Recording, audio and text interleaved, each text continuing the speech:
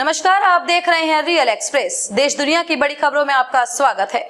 मैं हूं आपके साथ श्वेता। आज के मुख्य समाचारों में बात करेंगे, लेकिन मुख्य समाचारों की ओर बढ़ने से पहले एक नजर सुर्खियों पर। यूएन नहीं बताए कैसे चुनाव निष्पक्ष होने चाहिए, केजरीवाल के जिक्र पर विदेश मंत्री एस जयशंकर का जवाब। पाक में देश के दुश्मनों को मौत के घाट उतार रहा भारत, ब्रिटिश अखबार के दावे पर जाने क्या बोली सरकार।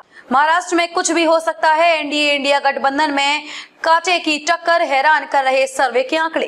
टीडीपी चीफ चंद्रबाबू नायडू को चुनाव आयोग का नोटिस, 48 घंटे में देना होगा जवाब, सीएम के खिलाफ किया था कमेंट। मुंबई में तैयार हुई 11 करोड़ से बनी अयोध्या नगरी, रणबीर कपूर की फिल्म रामायण के सेट से लीक हुआ वीडियो। ये तो थी सुर्खियां, अब चलते हैं बड़ी खबरों की ओर। विदेश मंत्री एस जयशंकर ने गुरुवार को 4 अप्रैल 2024 को संयुक्त राष्ट्र के वरिष्ठ अधिकारी की भारत के चुनाव पर की गई टिप्पणी को खारिज किया है। उन्होंने कहा कि यूएन को यह बताने की जरूरत नहीं है कि देश में कैसे चुनाव स्वतंत्र और निष्पक्ष होना चाहिए। विदेश मंत्री एस जयशंकर ने यह टिप्पणी संयुक्त राष्ट्र के एक प्रवक्ता के बयान से जुड़े सवाल पर की है, जिसमें प्रवक्ता ने कहा था कि उन्हें उम्मीद है कि भारत में लोगों के राजनीतिक और नागरिक अधिकारों की रक्षा की जाएगी। हर कोई स्वतंत्र और निष्पक्ष माहौल में मतदान करने में सक्षम होगा।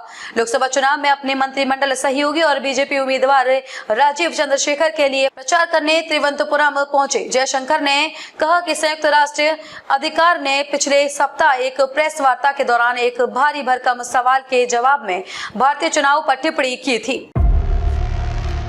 पिछले कुछ सालों में पाकिस्तान में छिपकर बैठे भारत के दुश्मनों को अज्ञात हमलावरों ने मौत की नींद सुलाया है। ब्रिटिश अखबार गार्जियन ने अपनी रिपोर्ट में दावा किया है कि इसके पीछे भारत की खुफिया agency research and analysis wing raw का हाथ है। कहा गया है कि प्रधानमंत्री मोदी की रिपोर्ट करने वाली रॉ उनके इशारे पर ही पाकिस्तान में आतंकियों और अलगाववादियों की हत्या करवा रही है।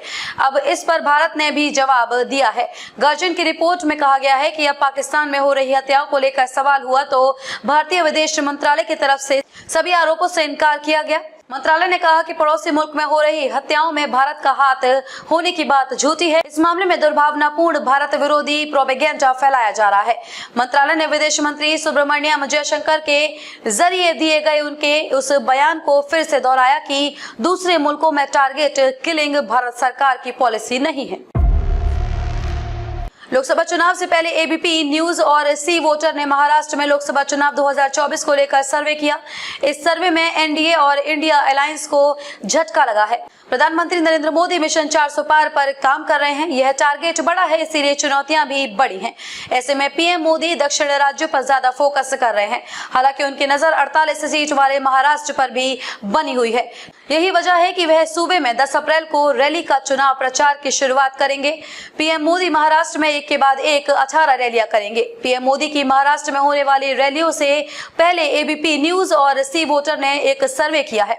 ये सर्वे ऐसे समय में किया गया है जब पीएम मोदी बिहार और बंगाल में चुनाव प्रचार कर रहे थे और तीसरी बार सत्ता में वापसी का दावा कर रहे थे। आंध्र प्रदेश के मुख्यमंत्री वाईएस जगन मोहन रेड्डी के खिलाफ कथित अपमानजनक टिप्पणी के मामले में तेलुगु देशम पार्टी के प्रमुख एन चंद्रबाबू नायडू को चुनाव आयोग ने नोटिस भेजा है।